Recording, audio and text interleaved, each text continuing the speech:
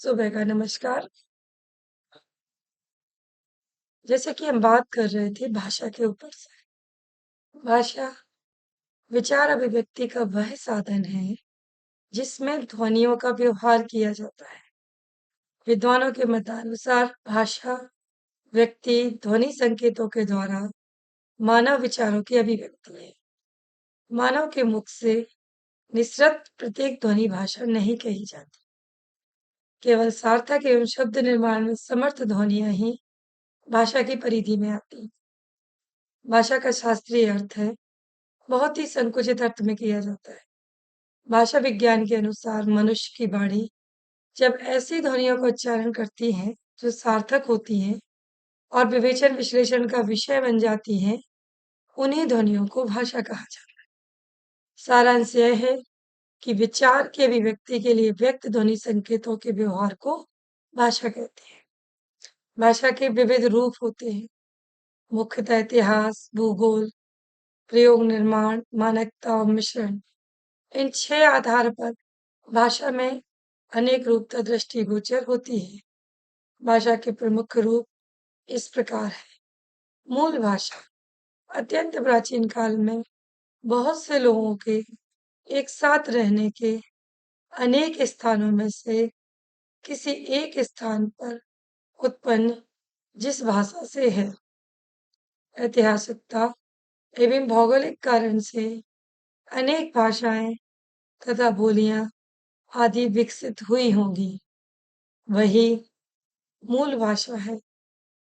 मूल भाषा से उत्पन्न भाषाओं, बोलियों, उपबोलियों को एक परिवार की संज्ञा दी जाती है। इस आधार पर संसार में जितनी मूल भाषाएं हैं, उतने ही भाषा परिवार हैं।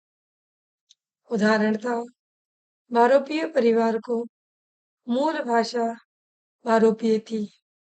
जब मूल स्थान की जनसंख्या कई शाखाओं में बंटकर अलग-अलग दिशाओं में चली, तो प्रारंभ में उनकी भाषा एक ही रही होगी। परंतु नवीन भौगोलिक परिस्थितियों का जीवन के समान भाषा पर प्रभाव पड़ना स्वाभाविक था।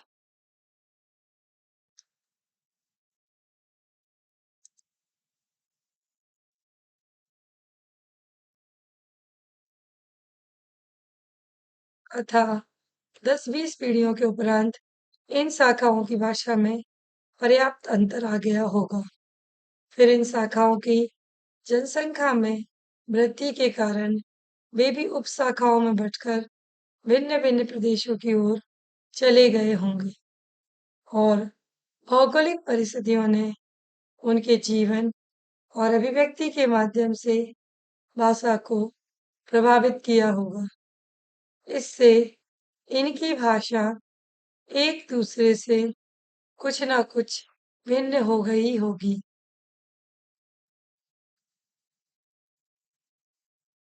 जब वह क्रम और आगे बढ़ा होगा, तो भाषाओं का अंतर स्पष्ट दिखाई देने लगा होगा। फलतः एक ही मूल भाषा अनेक रूप धारण कर अनेक नामों में बट गई होगी।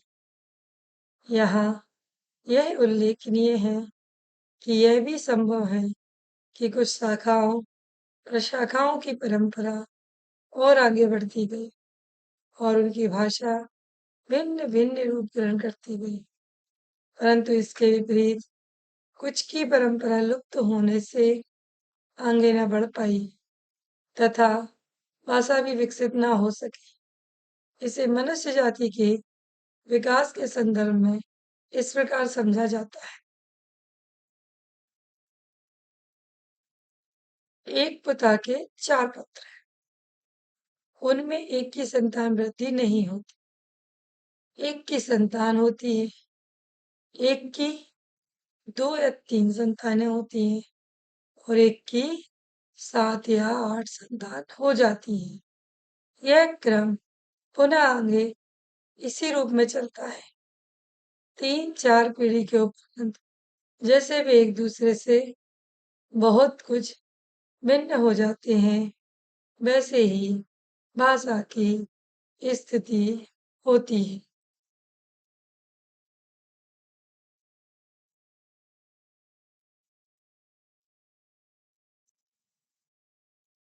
व्यक्ति बोली व्यक्ति विशेष की बोली भाषा का एक लघुत्तम एवं संकीर्णतम रूप हो। यूं तो जिस प्रकार संसार की प्रत्येक वस्तु क्षण प्रति क्षण बदलती रहती है, वैसे ही व्यक्ति की बोली में जो कुछ न कुछ परिवर्तन होता ही रहता है। अतः व्यक्ति बोली का सही अभिप्राय समय विशेष में व्यक्ति द्वारा प्रयुक्त भाषा ही है। उपबोली तथा स्थानीय बोली सीमित क्षेत्र में फैली व्यक्ति बोलियों के सामूहिक रूप का नाम ही उपबोली अथवा स्थानीय बोली। यह समूह उन व्यक्तियों का बोलियों का होता है जिनमें कोई स्पष्ट अंतर नहीं होता। किसी बोली के दक्षिणी पश्चिमी क्षेत्र विशेष के रूप का नाम ही उपबोली होता है। डॉक्टर भोलानाथ तिवारी ने उपबोली के लिए हिंदी के कुछ भाषा विज्ञानों द्वारा प्रयुक्त बोली शब्द को अनुचित माना है, क्योंकि उनके अनुसार मूलतः डायलेक्ट न होकर सब डायलेक्ट है। उन्होंने बाबू श्याम सुंदर दास आदि द्वारा उपबोलों के स्थान पर प्रयुक्त पैटवा शब्द को भी असंगत बतलाया है। उनके अनुसार पश्चिमी विद्वानों ने पैटवा में 4 बातों का निर्देश किया। बोली से अपेक्षाकृत लघु और स्थानीय, असाहित्यिक, असाधु और समाज के निम्न वर्ग द्वारा बहुतायत प्राप्त होता है। उनके अनुसार पश्चिमी विद्वानों ने पैटवा में 4 बातों का निर्देश किया। बोली से अपेक्षाकृत लघु और स्थानीय, असाहित्यिक, असाधु और समाज के निम्न वर्ग द्वारा बहुतायत। इन चारों तत्वों में स्पष्ट है कि उपबोली शब्द की सर्वथा संगत प्रयोग है। बोली और भाषा बहुत सी मिलती जुलती उपबोलियों का सामूहिक रूप बोली और मिलती जुलती बोलियों का सामायिक रूप भाषा है। इस प्रकार एक भाषा में कई बोलियां होती हैं और एक बोली में कई उपबोलियां होती हैं।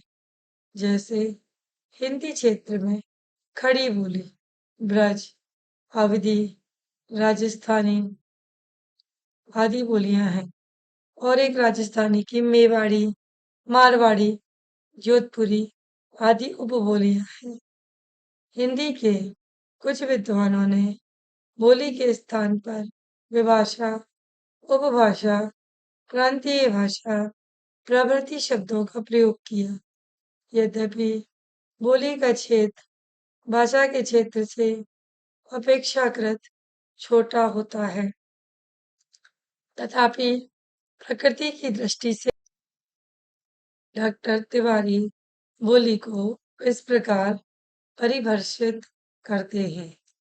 बोली किसी भाषा के एक ऐसे सीमित क्षेत्रीय रूप को कहते हैं जो ध्वनि, रूप, वाक, गठन, अर्थ, शब्द, समूह अथवा मुहावरे की दृष्टि से उस भाषा के परिनिष्ठित तथा अन्य क्षेत्रीय रूपों से भिन्न होती है, किंतु इतना भिन्न नहीं कि अन्य रूपों के बोलने वाले समझ ना सकें।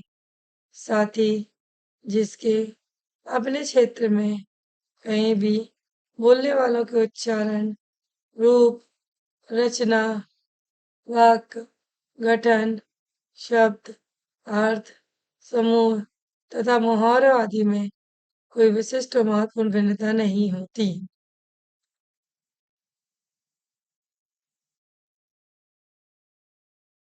इस प्रकार हमने भाषा के विभिन्न रूपों के लिए बारे में जाना। अब हम बात करते हैं भाषा, भारतीय आर्य भाषाओं के बारे में। भारतीय आर्य भाषाएं कौन कौन सी थी? तो भारतीय जो आर्य भाषा है उन्हें तीन हिस्सों में बांटा गया है। प्राचीन कालीन आर्य भाषा, मध्यकालीन आर्य भाषा और आधुनिक कालीन आर्य भाषा। आधुनिक कालीन आर्य भाषा। अब प्राचीन कालीन मध्य भाषा आर्य भाषाएं कौन कौन सी थी? तो प्राचीन कालीन आर्य भाषाओं के दो हिस्से हुए। एक हुआ आपका लौकिक संस्कृत, दूसरा हुआ आपका वैदिक संस्कृत। लौकिक संस्कृत जो आपके लोक व्यवहार की भाषा थी, जिसे आप बोल चाल में प्रयुक्त ला रहे थे, वो आपकी लौकिक संस्कृत भाषा होती। अब आपकी वैदिक संस्कृत कौन सी हो गई? वैदिक संस्कृत आपकी हो गई जिनमें आपने वेद पुराण लिखी। ऋषि मुनियों ने यजुर्वेद, सामवेद, अर्थवेद, इन वेद पुराणों को लिखना प्रारंभ किया, तो वो आपकी वैदिक संस्कृत के उसमें प्रयुक्त होने लगी। भाषा का एक अपना स्वरूप होता है। भाषा एक अपना कार्य करती है। भाषा किस प्रकार से चलती है? दैनिक क्रियाओं में भाषा का एक अस्तित्व होता है। जैसे अभी आप देख रहे होंगे स्क्रीन पर कि भाषा एक जीवित प्रयोग है। जीवित मतलब, फिर मैं एक एग्जाम्पल यहाँ आपके लिए लूंगी कि भाषा का जो माध्यम है वो इतना सशक्त है कि उसके माध्यम से आप जिंदगी का सबसे अमूल्य पल निकाल सकते हैं। कैसे निकाल सकते हैं? अगर भाषा है आपके पास, सलीका है। जैसे एक छोटा सा एग्जाम्पल मैं यहाँ आपके बीच में देना चाहूंगी। मुझे अंग्रेजी भाषा नहीं आती, कोई बात नहीं, कोई बड़ा मुद्दा नहीं। नहीं आती तो नहीं आती, उतनी अच्छी नहीं आती। थोड़े बहुत वर्ड यूज करती हूँ, जहां जरूरत होती है वहां करती हूँ।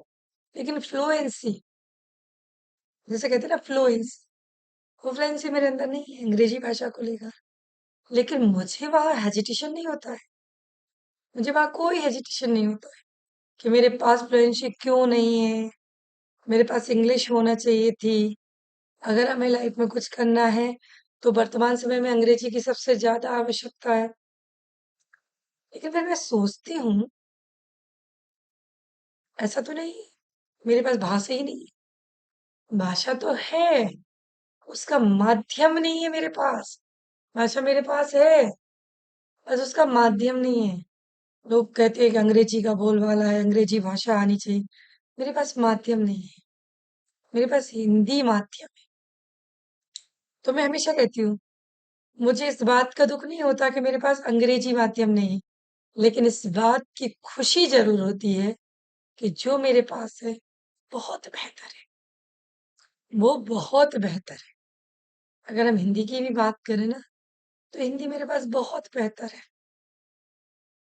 क्यों माने हमारे पास हिंदी नहीं है? जो हमारी मातृभाषा है, जो हमारी मदर टंग है, वो हमारे पास बहुत बेहतर है। उसमें तो कोई एक्सक्यूज होना ही नहीं चाहिए। आज आप कुछ भी पूछ लीजिए, कुछ भी पढ़ लीजिए, कुछ भी समझ लीजिए। हम अपनी भावनाओं को जब दूसरे के सामने बहुत अच्छे तरीके से व्यक्त करना जानते हैं, समझ गए हैं, तो फिर वह माध्यम मायने नहीं रखता है कि आप किस माध्यम से, आपने किस माध्यम से कार्य को किया है। वह महत्वपूर्ण होता है कि आपने अपने कार्य को कैसे वहां किया। आपने जो सोचा था कार्य, उसे पूर्ण कैसे किया, उसे संपूर्णता की ओर कैसे, ये महत्वपूर्ण। महत्वपूर्ण ये नहीं है कि आपके पास माध्यम नहीं है। महत्वपूर्ण ये नहीं है कि आपके पास अच्छी फ्लुएंसी नहीं। महत्वपूर्ण ये है कि आपके पास जो है उसको आप रिप्रेजेंट कितने अच्छे से कर रहे हैं। आपका रिप्रेजेंट करने का तरीका क्या है? तो मातृभाषा भूतकाल में कभी प्रचलित, परंतु आज जिसका प्रचलन नहीं या नहीं है के बराबर है। कुछ लोग संस्कृत को इस प्रकार की भाषा मानते हैं, राजभाषा, सरकारी कामकाज की भाषा, जिसका सामान्य रूप भाषा का होता है।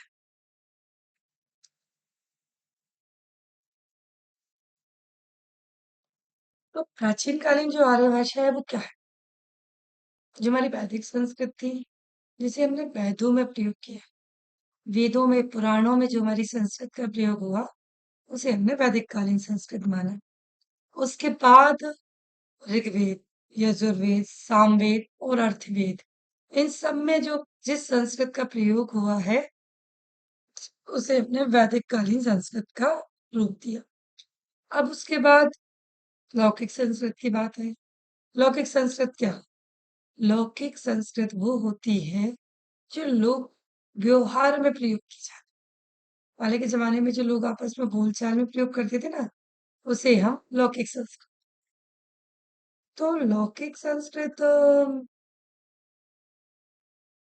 मतलब सभी संस्कृत में बात करते थे।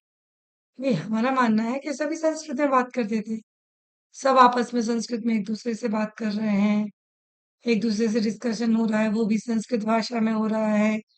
तो वो जो प्रयोग में आए, वो वेदों में आए।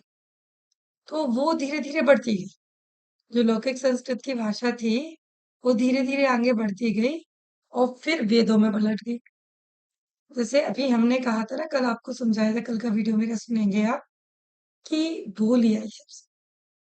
हमारी जो लोकल लैंग्वेज थी, हम उसका प्रयोग करते थे, उसे बोली कहा जाता। वो बोली के बाद क्या बनी?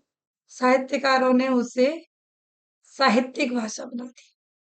भाई बोली में जब बात हो रही थी, तो थोड़ा सा उसका इम्प्रूवमेंट हो गया। साहित्यकारों ने लगा कि इसका थोड़ा इम्प्रूवमेंट होना चाहिए। जब इम्प्रूवमेंट हुआ तो उसे भाषा का रूप दे दिया गया, उपभाषा का। अब जब उपभाषा में चीजें निकलने लगी, तो उसका एक परिनिष्ठित रूप दिया। जो परिनिष्ठित रूप था, वो कहलाई आपकी भाषा। वो शुरुआत हुई आपकी कहाँ से? भाषा से। भाषा क्या थी? जो बोलचाल में प्रयुक्त हो रही थी, लौकिक संस्कृत जो बोलचाल में प्रयुक्त हो रही थी, वो लौकिक संस्कृत थी प्राचीन काल में। फिर उसमें वेद पुराण लिखे जाने लगे। उसका मीडियम कुछ ना रहा, उसका बीच में कुछ नहीं रहा, वो डायरेक्ट उसमें वेद पुराण लिखना शुरू हो गए। तो जब वेद पुराण लिखाने जाने लगे, तो वो हमारी वैदिक संस्कृत हो गई। अब समय परिवर्तन होता गया। अब जो प्राचीन कालीन आर्य भाषाएं थी, वो बदल गई मध्यकालीन आर्य भाषा। मध्यकालीन आर्य भाषाएं कौन कौन सी थी? मध्यकालीन में प्राकृत आई आपकी, प्रथम प्राकृत आई, दूसरी पाली आई, तीसरा अपभ्रंश आ गई। अब जो साहित्यकार ने परिनिष्ठित रूप दिया था, उसका मॉडर्नाइजेशन हो गया, स्पेशलाइजेशन हो गया, वो और इम्प्रूव कर गए और अच्छे तरीके से वो आने लगी। प्राइवेटाइजेशन जिसे हम कह रहे हैं, जैसे वर्तमान समय की स्थिति की अगर हम बात करें, तो अभी क्या हो रहा है? हर चीज का प्राइवेटाइजेशन, प्राइवेट कर दो, प्राइवेट कर दो। जितना निजीकरण होगा, उतनी क्वालिटी में निखार आएगा। क्यों आएगा? क्योंकि सरकारी तो आप और हम समझते हैं कि सरकारी लोग, टेंडेंसी है लेकिन ये कि सरकारी जॉब लगने के बाद लोग काम नहीं करते। टेंडेंसी है या वास्तविकता है कि सरकारी नौकरी लगने के बाद लोग काम नहीं करते? हो सकता है काम नहीं करते हो, लेकिन ऐसा भी तो हो सकता है कि मेहनत से करते हो। दोनों ही चीजें हैं। अगर करते हैं तो निजीकरण की क्या जरूरत पड़ी?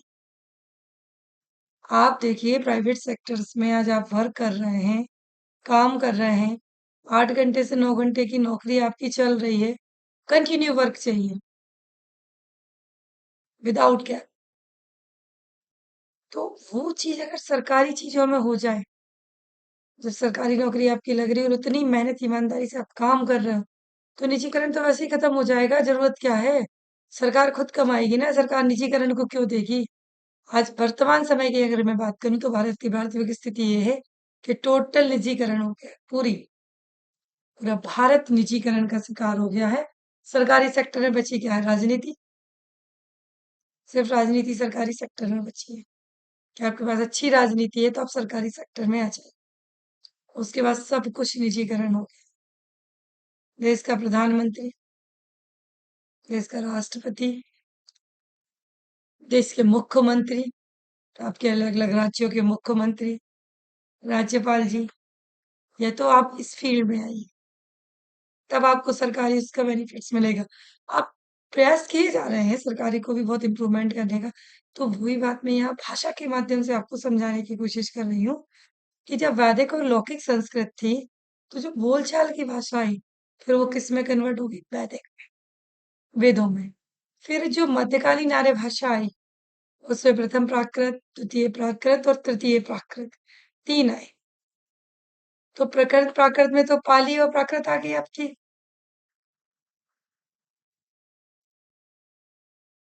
तो हम बात कर रहे थे मध्यकालीन आर्य भाषाओं की।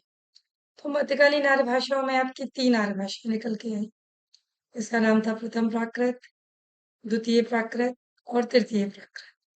प्रथम प्राकृत प्रथम प्राकृत के भी 2 हिस्से हुए, पाली और शिलालेख।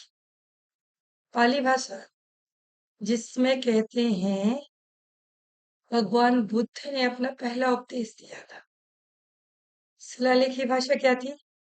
जो पहले के समय में शिलाओं पे लिखी जाती थी। जो भाषाएं शिलाओं पे लिखी जाती थी उन्हें शिलालेखी भाषा कहा जाता था। अब उसके बाद आई आपकी द्वितीय प्राकृत। तो द्वितीय प्राकृत से आपकी 5 भाषाएं निकली। 5 भाषाएं निकली, वो कौन कौन सी निकली? मागधी, अर्धमागधी, सौरसेनी, पैसाची और महाराष्ट्री।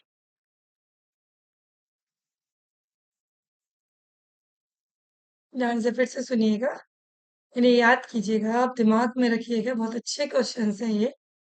मागधी, अर्धमागधी, सौरसेनी, पैसाची और महाराष्ट्री। ये 4 प्रकार की भाषा इसमें से निकल के आपके बाहर आती है। वैसे आपका है तृतीय प्राकृत। तृतीय मध्यकालीन आर्य भाषाओं का जो स्वरूप आया है, उसमें प्रथम प्राकृत को हमने प्रमुखता से लिया है, जिसमें आपका पाली और शिलालेखी इन 2 को माना गया है। पाली में भगवान बुद्ध। अच्छा, आपको एक बात पता है? भगवान बुद्ध और भगवान महावीर दोनों एक दूसरे के समकालीन थे। दोनों ही एक दूसरे के आसपास थे। दोनों ही एक दूसरे के विचारों से जुड़े हुए थे। सत्य, अहिंसा, धर्म, आचरण दोनों ही मानते थे। सत्य भी हो, अहिंसा भी हो, धर्म का प्रसारण हो। जैसे भगवान महावीर ने जो संदेश दिए हैं, वो दिए हैं सत्य का, धर्म का, ऐश्वर्य का, शांति का और अहिंसा का। तो भगवान बुद्ध ने भी यही कहा, बुद्धं शरणं गच्छामि, अर्थात बुद्ध की शरण में जाओ। धम्मं शरणं गच्छामि, अर्थात धर्म की शरण में जाओ। बुद्ध की शरण में जाओ, धर्म की शरण में जाओ। तो ये भगवान बुद्ध और भगवान महावीर दोनों के ही जो विचार थे, जब उन्होंने अपने विचारों को प्रकट किया, विचारों को लिखने का प्रयास किया, अपने विचारों को अपनी जनरेशन को देने का प्रयास किया, तब 2 भाषाओं का निर्माण। मैं भाषा की बात कर रही हूँ, मैं समकालीनता की बात नहीं कर रही हूँ। 2 भाषाओं का निर्माण। एक आई प्राकृत। प्राकृत भाषा जिसमें भगवान महावीर ने अपने उपदेश दिए। आप जहां भी देखेंगे भगवान महावीर के जितने भी उपदेश हैं, वो सारे के सारे प्राकृत में हैं। तो भगवान महावीर ने अपना जो भी उपदेश दिया, वो प्राकृत भाषा में दिया। इसलिए जो मध्यकालीन आर्य भाषा आई ना, जो समय आया मध्यकाल का, तो उसे हमने 3 भागों में बांट दिया। प्रथम प्राकृत, द्वितीय प्राकृत और तृतीय प्राकृत। प्रथम प्राकृत में हमने पाली और शिलालेखी को ले लिया। तो प्राकृत जो भाषा है, उसमें भगवान महावीर ने अपने जीवन के उपदेश, और उस प्राकृत से थोड़ा सा, अच्छा, भाषाएं चेंज नहीं होती हैं। अगर आपको लग रहा है तो भाषाएं बहुत ज्यादा चेंज होती हैं, तो भाषाएं बहुत ज्यादा चेंज नहीं होती। भाषा आपस में एक दूसरे का मिला जुला, शब्द संपदा जिसे हम कहते हैं ना, उसका प्रयोग किया जाता है भाषा को बना। तो जैसे आप हिंदी बोलते हैं, पंजाबी बोलते हैं, तो वो भी पंजाबी जो मिक्स होती है वो हिंदी मिक्स होती है। मराठी जो होती है उसमें भी हिंदी मिक्स होती है। लिपि तो सबकी वही है ना। हिंदी जब लिपि आपकी देवनागरी जा रही है तो सबकी वही जा रही है, तो वर्ड तो वही है ना। कैम छे, अब कैम छे में का भी है और मा भी है। देवनागरी लिपि का का भी है और मा भी है। छ में छा भी है छतरी का। और मैंने हिंदी में कह दिया तुम कैसे हो, गुजराती में कहती कि अंश है। तो बात तो वो ही आती है घूम फिर के कि भाषा जो है वो बस सब मिला जुला रूप होती है। तो जो प्रथम प्राकृत पाली और शिलालेखी की बात हम यहाँ कर रहे हैं, पाली मतलब भगवान बुद्ध का उपदेश। कहते हैं, बिहार में नालंदा के पास साल वृक्ष, उस साल वृक्ष के इस तरफ भगवान महावीर ने अपना उपदेश दिया, वृक्ष के उस तरफ भगवान महावीर ने अपना उपदेश दिया। दोनों लोगों ने अपना अपना उपदेश दिया। यहाँ भगवान महावीर ने प्राकृत भाषा में अपना उपदेश दिया, वहां भगवान बुद्ध ने पाली भाषा में अपना उपदेश दिया। उपदेश दोनों ने दिए, लेकिन ये जो आई हमारी मध्यकाल की प्रथम प्राकृत से आई, एक पाली और दूसरी शिलालिपि। अब शिलालिपि की भाषा कौन सी कहलाती है? जो उस जमाने में शिलाओं पे लिखी जाती थी। शिलालिपि का मतलब समझ रहे हो? कि मतलब नहीं था कागज, पेन, पेंसिल, रबड़, कटर, ये सब चीजें नहीं थी उस समय पे। तो भाई लिखने के लिए क्या था? बड़ी बड़ी शिलाएं थी, बड़े बड़े ताड़ पत्र थे। उन्हें उठाया, स्याही बनाई, वो अमलतास के जो पौधे होते हैं ना, पेड़, उसका जो फूल होता है रेड कलर का, वही मैं कह रही हूँ। आजकल की जनरेशन तो इन सब चीजों से अनभिज्ञ है। हमारे जमाने में भी हम जब स्कूल जाते थे तो वो अमलतास का पेड़ जरूर देखते थे, और उसको जो वो रेड वाला फूल लगता था ना, उसको जरूर तोड़ के लाते थे। उसको लाते थे घर पे, वो इंक वाले पेन चलते थे उस समय पे। तो वो जो इंक वाले पेन थे ना, उन इंक के जो उनमें भरी जाती जो स्याही जिसे कहते हैं, वो समलतास के पौधे से मिला के बनाते थे घर पे। तो अब तो बच्चे पेंसिल्स और जाने कितनी वैरायटीज की पेंसिल्स मार्केट में आ गई हैं। तो यहाँ हम जो बात कर रहे हैं शिलालेख की, कि शिलाओं पे लिखी जाती थी ये सारी चीजें, कुदेर दी जाती थी। तो कुल्हाड़ी नहीं कहेंगे, हथौड़ा और पेचकस से, जो भी रहता होगा उस समय पे अवेलेबल, आदि मानव के समय जो भी चीजें उनके पास पर्याप्त मात्रा में थी, उनसे वो खुदेर के लिख दी जाती। जब वो लिखी जाती थी तो बन जाती थी। फिर वो लिखी जाती थी, वो शिलाएं पड़ी रहती थी। कभी किसी का जाना हुआ तो पता चलता था कि इस शिला पे देखो। पुरातत्व विभाग में कभी आप जाइएगा, आपको यही सारा सामान मिलेगा, ताड़पत्रों पे लिखी हुई चीजें। पेन कागज कॉपी नहीं था, इसलिए ताड़पत्रों पे लिखा गया। कंप्यूटर नहीं था, इंटरनेट नहीं था, सिस्टम नहीं थे, फोटोकॉपी मशीन्स नहीं थी, प्रिंटर्स नहीं थे कि इन पे डाला और प्रिंट होके निकल आए। टाइपराइटर्स चलते थे पहले। मैंने जनरेशन में जो देखा वो टाइपराइटर्स को देखा। टाइपराइटर्स जरूर चलते थे उस समय पे। तो जो शिलालेख पे लिखी गई भाषाएं थी उन्हें हम शिलालेखी भाषा के रूप में जानते हैं। इसके अलावा फिर हम बात करते हैं द्वितीय प्राकृत की। अब द्वितीय प्राकृत में जब बारी आती है तो इसको हमने 5 हिस्सों में बांटा है। मागधी, ध्यान से सुनेगा, मागधी, अर्धमागधी, स्वरसेनी, पैसाची और महाराष्ट्री। तो मागधी क्या है? जो मगध से निकली, जिसके अंतर्गत जो उपभाषाएं बनी वो कौन कौन सी है? बिहारी, उड़िया, असमिया और बंगला। बिहारी, उड़िया, असमिया और बंगला। उसी प्रकार अर्धमागधी से क्या निकल के आया आपका? पूर्वी हिंदी। पूर्वी हिंदी से क्या निकल के आया था कल आपका? अवधी, बघेली और छत्तीसगढ़ी। अवधी, बघेली और छत्तीसगढ़ी। बस इस सौरसैनी हिंदी। तीसरी जो द्वितीय प्राकृत से निकली वो सौरसैनी निकली, और उसमें से निकल के आई आपकी पश्चिमी हिंदी, राजस्थानी हिंदी और गुजराती हिंदी। उसके बाद आपकी आई कसाची, जिसमें से निकल के आया आपका लहंदा और पंजाबी। उसके बाद आपका निकल के आया महाराष्ट्री, जिसमें से निकल के आई आपकी मराठी।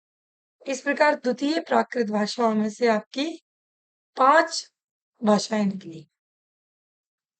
तो मध्यकालीन आर्य भाषाओं की द्वितीय प्राकृत भाषा से 5 आर्य भाषाएं निकली, जो थी मागधी, अर्धमागधी, सौरसैनी, पैसाची और महाराष्ट्री। उसी प्रकार तृतीय प्राकृत मतलब होता है अपभ्रंश, जिसे अवहट्ट भाषा भी कहा जाता है। तो तृतीय प्राकृत अपभ्रंश से आपकी निकल के आई खास और ब्राह्मण। इस प्रकार मध्यकालीन आर्य भाषाओं से 3 आर्य भाषाएं निकली आपकी, प्रथम प्राकृत, द्वितीय प्राकृत और तृतीय प्राकृत। और इन तीनों से मिलके जो निकल के आई वो 7 नई भाषाएं निकल के आई। तो प्रथम प्राकृत से पाली और शिलालिपि आई। द्वितीय प्राकृत से आपकी मागधी, अर्धमागधी, स्वरसेनी, पैशाची और महाराष्ट्री निकल के आई। तृतीय प्राकृत से आपकी खस और प्राचीन निकल के आए। ये यदि भाषाओं का स्वरूप चल रहा है कि भाषाएं किस प्रकार से निकली, किस प्रकार से भाषाएं आगे बढ़ी, भाषाएं क्यों ने कैसे अपना विकास किया, किस प्रकार भाषाओं ने अपना डेवलपमेंट किया, किस प्रकार भाषाएं अपने उसमें आगे बढ़ी। अब मागधी से कौन कौन सी भाषाएं निकली? अच्छा, जो इन सातों से निकलेंगी वो हमारी आधुनिक आर्य भाषाएं होंगी। हमने भाषाओं को 3 हिस्सों में बांटे, प्राचीन कालीन आर्य भाषा, मध्यकालीन आर्य भाषा और आधुनिक आर्य भाषा। तो आधुनिक आर्य भाषाएं जब हमने बांटी यहाँ पर, तो वो कौन कौन सी निकल के आई? आधुनिक आर्य भाषा मध्य से निकलने वाली आर्य भाषा है आपकी बिहारी, उड़िया, असमिया और बंगला। ये अर्धमध्य से निकलने वाली है पूर्वी हिंदी। वही सौरसनी से निकलने वाली है आपकी पश्चिमी हिंदी, राजस्थानी और गुजराती। पैंसाची से निकलने वाली है आपकी लहंदा और पंजाबी। महाराष्ट्री से निकलने वाली आपकी भाषा है मराठी। तो वही खस से निकलने वाली है पहाड़ी और प्राचर से निकलने वाली है सिंधी। इस प्रकार 13 प्रकार की आधुनिक आर्य भाषाओं का आप अध्ययन भाषा के अंतर्गत करेंगे। संपूरक भाषा, कार्य विशेष के लिए सीखी जाने वाली भाषा संपूरक भाषा कहलाती है। उसी प्रकार से आपकी परिपूरक भाषा, सामाजिक आवश्यकता की पूर्ति करने वाली भाषा परिपूरक भाषा कहलाती है। जैसे भारत में अंग्रेजी का ज्ञान आज के भारत की सामाजिक आवश्यकता है। बहुत बढ़िया, बहुत बढ़िया मुद्दा यहाँ उठाया है कि संपूरक भाषा क्या कहलाती है। मैंने भी आर्य भाषाओं के बारे में सीखा, कौन कौन सी आर्य भाषा होती हैं, प्राचीन कालीन, मध्यकालीन, आधुनिक कालीन। फिर प्राचीन काल में वैदिक लौकिक संस्कृत के बारे में पढ़ा, मध्यकाल के 3, प्रथम प्राकृत, द्वितीय प्राकृत, तृतीय प्राकृत के बारे में पढ़ा। प्रथम प्राकृत से आपकी पाली और शिलालिपि निकल के आ गई। द्वितीय प्राकृत से आपकी मागधी, अर्धमागधी, सौरसेनी, पैशाची और महाराष्ट्री निकल के आ गई। वही तृतीय प्राकृत जिसे हमने अवहट्ट या अपभ्रंश का नाम दिया, उसमें से आपकी खश और प्राचर निकल के आ गई। और उनमें से जो निकली वो आधुनिक आर्य भाषा है। इन आर्य भाषाओं के साथ साथ भाषा के और भी कई सारे नाम, जैसे डेस्कटॉप पे आपको दिखाई दे रहा है संपूरक भाषा। तो कार्य विशेष के लिए सीखी जाने वाली भाषा संपूरक भाषा कहलाती है। जब आप जो कार्य कर रहे हैं उस कार्य को कैसे किया जाए, उस कार्य विशेष को करने के लिए आपको क्या करना है, तो जिस भाषा का आप प्रयोग कर रहे हैं वो आपकी संपूरक भाषा कहलाती है। उसी प्रकार होती है एक परिपूरक भाषा। तो परिपूरक भाषा क्या कहलाती है? सामाजिक आवश्यकता की पूर्ति करने वाली भाषा परिपूरक भाषा मतलब जो पूर्ण है, मतलब किसी ऑफिस में काम कर रहे हैं तो एक संपूरक भाषा सफिशिएंट है। लेकिन किसी लेटर को आप लिख रहे हैं, किसी कार्यालय पत्र को आप लिख रहे हैं, तो उसके लिए आपको चाहिए परिपूरक भाषा, जो समाज की आवश्यकता के लिए महत्वपूर्ण है। आप जिस भाषा का प्रयोग कर रहे हैं उस भाषा से समाज को क्या बेनिफिट है,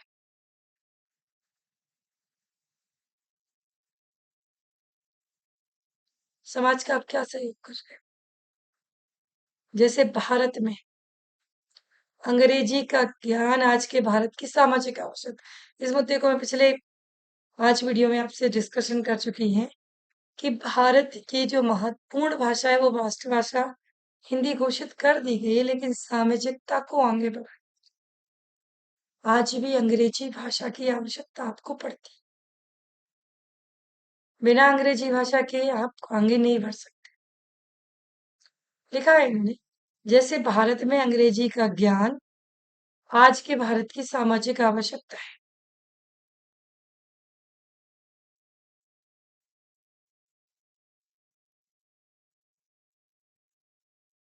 के स्थान पर अथवा मातृभाषा के रूप में अपनाई जाने वाली भाषा तुल्य भाषा कहलाती है। भारत देश में विदेशों में अपनी मातृभाषा वह स्थानापन्न अंग्रेजी का प्रयोग करते देखे जाते हैं, इसलिए अंग्रेजी को तुल्य भाषा कहा जाता है।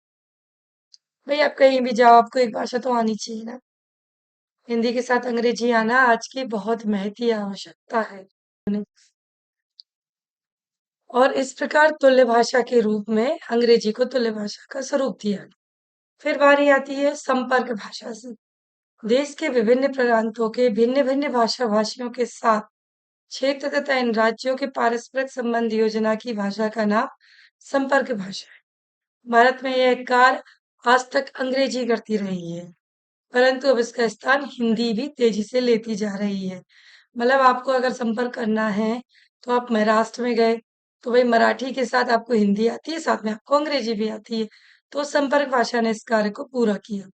कार्यालय हिंदी राजभाषा के प्रमुख कार्य जैसे प्रारूपण करना, पत्र लेखन करना, संक्षेपण करना, पल्लवन करना और टिप्पणी करना, ये सब अब धीरे-धीरे करके हिंदी में प्रारंभ हो गया है। तो यहाँ तक हमने जो सीखा, जो समझा, जो जाना, वो भाषा के बारे में जाना कि भाषा का स्वरूप क्या था, भाषा कैसे विस्तारित हुई, भाषा कैसे आगे बढ़ी। अब नेक्स्ट वीडियो में हम जो तैयार करेंगे, वो हम तैयार करेंगे पत्र लेखन की आवश्यकता को लेकर। तो पत्र लेखन क्या है? पत्र लेखन भी भाषा का ही एक स्वरूप तो है ही कि भाषा को जब आगे बढ़ेगी, तो अभी मैंने बताई ना कि जो संपर्क भाषा के रूप में भाषा थी, भाषा जब संपर्क भाषा के रूप में थी, तो उसने क्या काम किया? संपर्क के रूप में वो अंग्रेजी ने अपना स्थान बनाए रखा था कि आपको अगर हिंदी आती है, ठीक है, वो हिंदी आपकी लोकल भाषा है, आपकी खुद की भाषा है, लेकिन हिंदी के साथ-साथ अगर आपको अंग्रेजी भाषा आती है, तो आप कहीं भी सर्वाइव कर जाएँगे क्योंकि हर राज्य के लिए ये महापूर्ण निर्णय लिया गया है कि लोकल लैंग्वेज के साथ-साथ आपको अंग्रेजी आना अनिवार्य है। अब तमिलनाडु में चले जाइए, अब साउथ की तरफ चले जाइए, महाराष्ट्र की तरफ चले जाइए, मराठी बोलेंगे लोग, लेकिन आप इंग्लिश में बात करेंगे तो शायद इंग्लिश भी समझेंगे वहाँ के लोग। तो इंग्लिश को हमने यहाँ संपर्क भाषा का स्वरूप दिया, नाम दिया। इस प्रकार तुल्य भाषा के रूप में भी अंग्रेजी ने भी अपना बोलबाला रखा। तो साहित्य लिखने में भाषा का एक अमूल्य योगदान रहा। मैं दोबारा शुरू से आपका लास्ट तक ऐड करना चाहूंगी इसमें कि भारत में जो आर्य भाषाएं आई, वो 3 प्रकार की आई। प्राचीन कालीन आर्य भाषा, मध्यकालीन आर्य भाषा और आधुनिक कालीन आर्य भाषा। प्राचीन कालीन आर्य भाषाओं में हमने लौकिक संस्कृत और वैदिक संस्कृत को लिया। मध्यकालीन आर्य भाषाओं में हमने प्रथम प्राकृत, द्वितीय प्राकृत और तृतीय प्राकृत को लिया। प्रथम प्राकृत में हमने पाली और शिलालिपि को लिया। द्वितीय प्राकृत में हमने मागधी, अर्धमागधी, सौरसैनी, पिशाची, महाराष्ट्री को लिया। तृतीय प्राकृत जिसका नाम था अपभ्रंश भाषा, उसमें हमने खस और वाचक 2 और बढ़ा दिए। फिर इनमें से जो निकल के आई, वो सारी हमारी आधुनिक आर्य भाषाओं के रूप में प्रयोग में लाई।